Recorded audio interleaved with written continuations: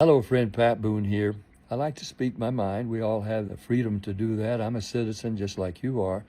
And when our country is facing very difficult problems, if we could have the ear of our president and the combatants with some solutions or even helpful ideas, it might help. Well, I have what I think is an answer to what the president of Russia, Putin, and Trump are going to be meeting about on Friday, and it may not go anywhere because they're both pretty stubborn. Maybe you've noticed.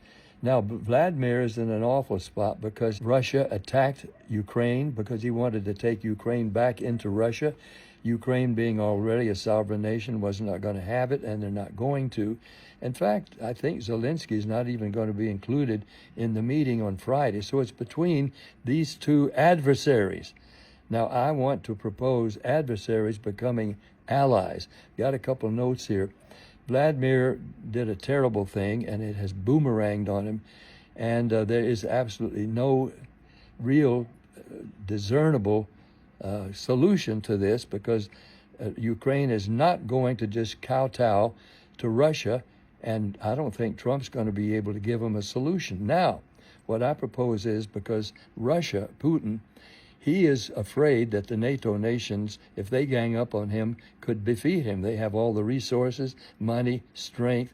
So now he wants the Ukraine to be a buffer between him and the NATO nations. Meanwhile, Ukraine doesn't need to be in NATO because they're an independent nation with all the resources, and they're doing just great.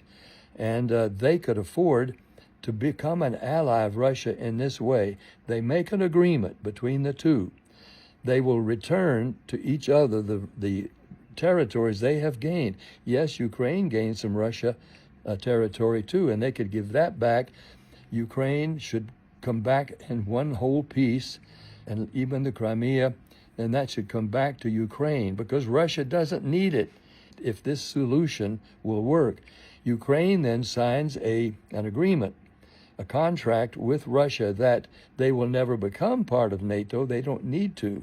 In fact, if NATO gangs up, and this would be their agreement, comes against Russia, then they have to come through Ukraine, which would be an ally to Russia in that situation. They would defend Russia against NATO, which is never going to happen. But it would ease the mind of Putin, knowing that he has Ukraine as a very significant safe buffer between him and the NATO nations. That should be the solution enough to solve the whole thing.